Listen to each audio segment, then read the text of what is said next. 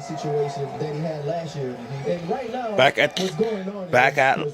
live at the Steelers training camp backers and running backs. Some of the screaming you hear on ESPN, August the 4th, 2017. Friday Night Lights. Artie Burns goes against Antonio Brown every single one-on-ones. He doesn't allow anybody else to take a rep against Antonio because he understands he has to become that number one corner. Now you move William Gay into the slot, and also Ross Cockrell, whose completion percentage against was very high when compared to other people in the league. Now Shazier and Vince Williams take over in the middle.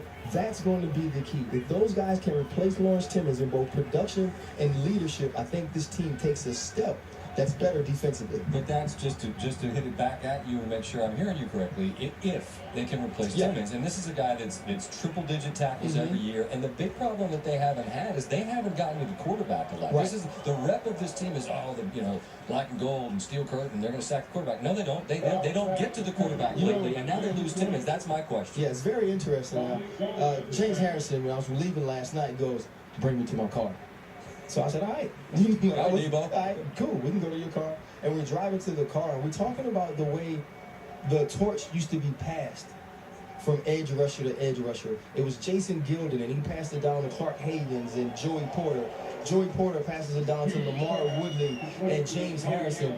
They've drafted 4 linebackers in the first round of 5 of the last drafts, and those guys haven't produced, whether it was Jarvis Jones. Now you're waiting for Bud Dupree to come on and do something. And he was injured last year. Yeah, he was injured last year. So now those guys have to start producing to give you that edge rush. What you do have in Shazier, though, is a downhill rusher with speed that can get to the quarterback.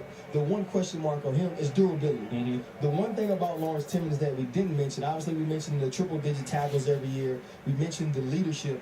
It was availability. Lawrence Timmons played a ton in games. Lawrence Timmons was always there, was always available. And so that's going to be the huge thing. Does Shazier stay healthy, and can Vince Williams take the role of calling the plays? But even when I was here, and Vince Williams was a rookie, he was a guy who played a ton of snaps. He's ready for the moment. And folks, got to look at Williams. They took a run at Dante Hightower, who decided to stay with New England. I believe, and I don't know if I'm exactly right number for number, but I believe he might have had more money on the table here in Pittsburgh, but he's staying with New England. And so 98's the next man up, and that'll be a significant hole to fill, because again, offensively, and we went through it, just skill position guy, if people stay healthy, Roethlisberger has at his disposal as many weapons as anybody in the National Football League. So you'd have to think if this defense can hold you to field goals, you're going to be winning just by virtue of that, I would imagine. Right, and what's going on now, we kind of talked about it earlier.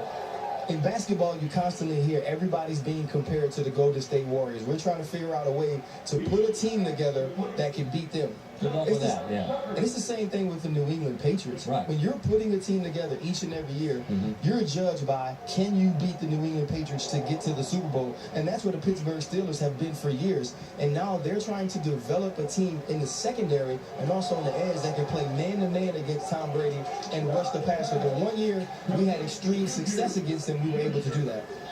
In the same way that getting to the very important question of Ben Roethlisberger about why he blocked everybody on Twitter only to find out it's not him, I have to ask you a very important question right now.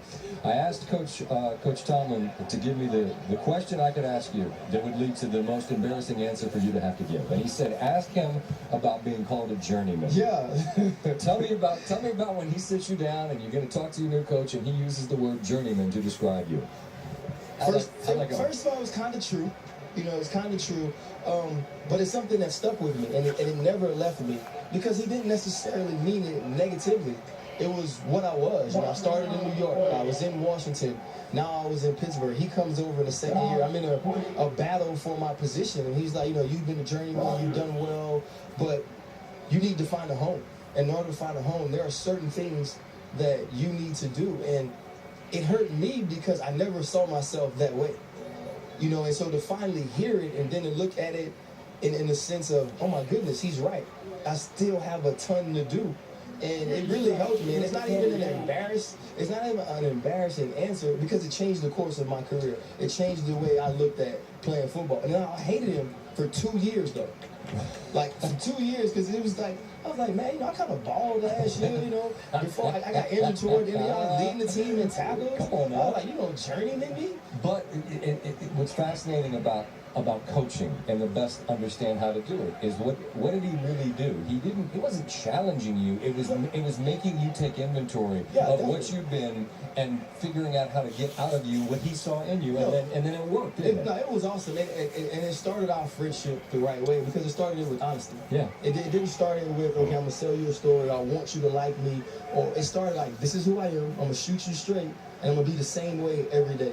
And it's that type of consistency I'm okay with. Even if I don't like you, if I know you're consistently going to be that person, I understand how to deal with you.